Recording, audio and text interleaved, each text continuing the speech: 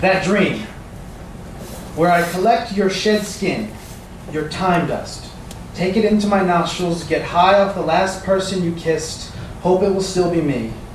I'm not surprised when it's not. It happened again this evening.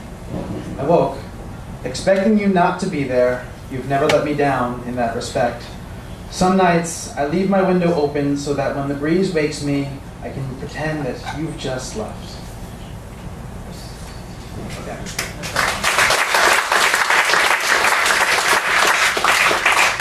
All right, so this is a brand new piece. I finished it yesterday. Slammed with it 10 minutes after I finished it, and have added some slight edits since. The name of this poem is Counselor.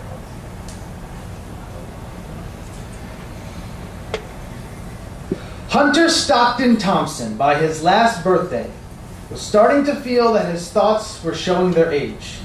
Innovator of gonzo journalism, the style of reporting in which an author becomes so inherent to the story, it is as if the storm could tell you the taste of every sailor.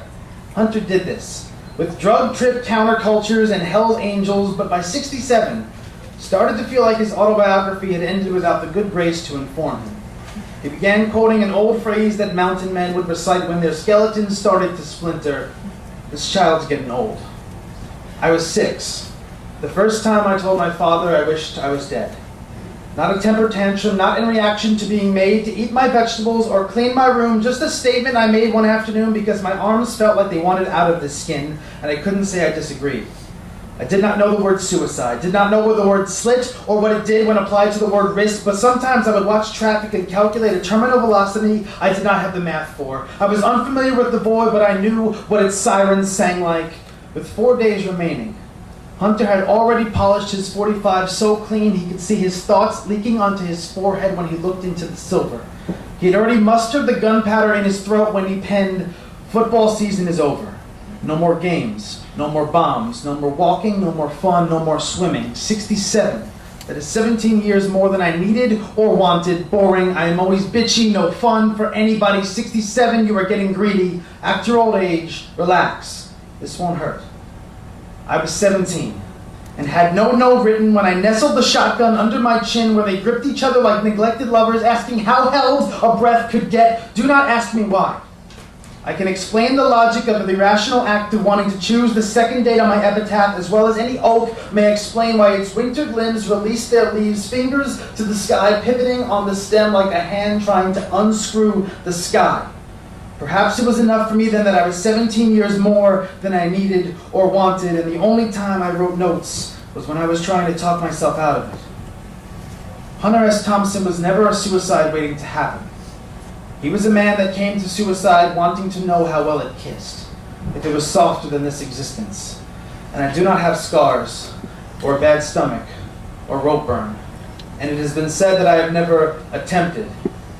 But I am reminded that most are suicidal until they aren't for one reason or another, and that the dead cease to be suicidal the moment they become it. On the day Hunter found new waters to swim in, he typed a single word counselor before leaving, like it was what he could no longer be, like it was the title of his final story in which he became part of dying to let us know what it was like.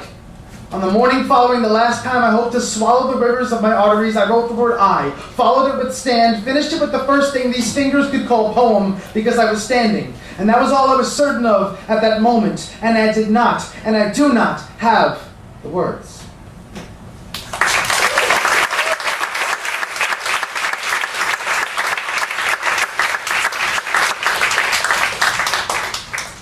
Okay, so I'm going to bring it back up.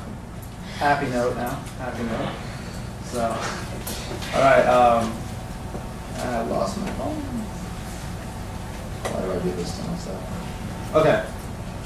And this poem is dedicated to Alex Zimmerman. Tonight the air swam in us. There was more Jameson than we paid for, less room to move in the humidity, but we danced. Hot tramps to Rebel Rebel, 1974 jumping off David Bowie's teeth through the jukebox, an anachronism we couldn't give context to at the time, and then again to the swelter that New York City wore like a mink coat.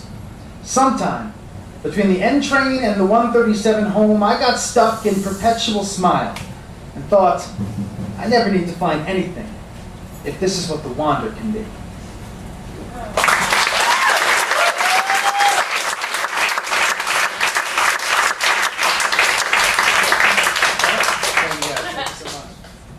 2 more. I'm going to do a short one and then finish it off with a long one. Normally these would be memorized, but I've written all of these in the last 3 days. So they're very fresh. So anytime I mess up or staring at the poem, it's because I just wrote it.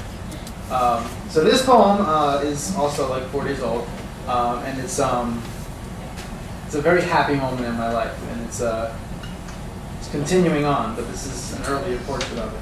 So, yeah. As we kissed on the train, I left a message in the tunneled ligaments of its recipient.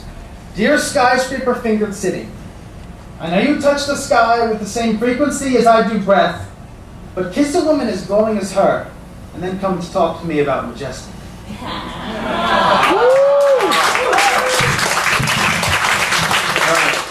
Thank you so much.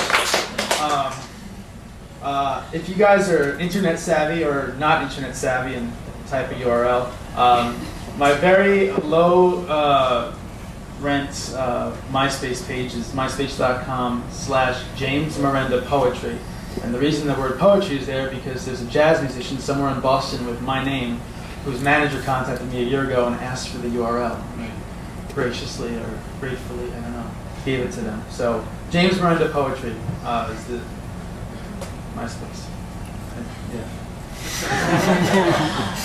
And once again, if you guys are interested in coming out tomorrow to the slam at 441 on West 41st Street, just see me after. I have flyers. Thank you guys so much. This poem is called Karma Suture.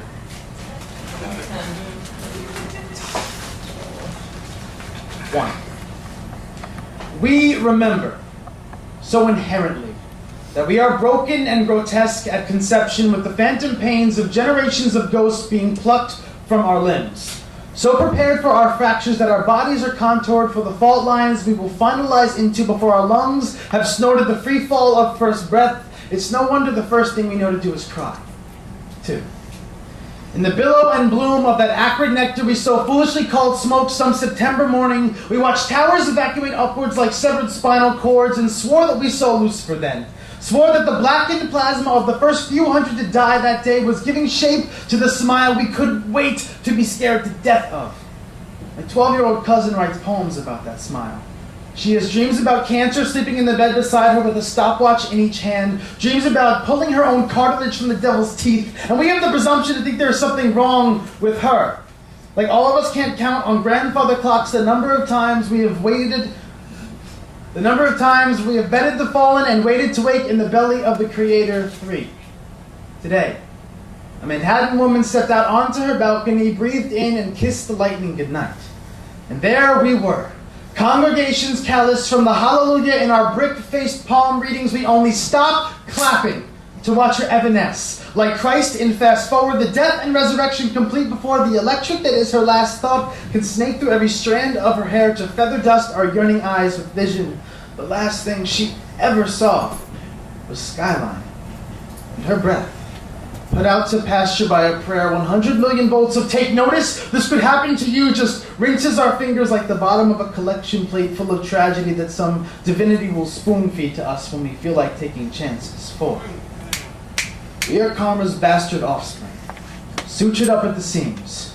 Wind so full of horror stories we have to finger the bonfires in our stomach for our flaring nostrils to exhale them. Skin so often full to bursting with new blood, sacrificed ecstasies that you can tell every year of every life we've lived by the scar-sewn pink rings lining our heart chambers when we open them like cellar doors to hide from the forgetting. Our eyes so adjusted to cave wall projections that we see the shadow of every disaster painted on our cityscapes every time it rains. But today, I am moving. Today I'm shaking off this seizure for a stampede and hoping no ghost stories are standing in the streets. Today I'm tracing my palm reading to its end, stepping in and starting to swim. There will be torrential days that sound like every death's footsteps behind you. There will be fractures that we must face no matter how tightly we wrap ourselves in casting, and some of us will still see teeth in every thunderhead, but fear, baby, I will not pray to you anymore.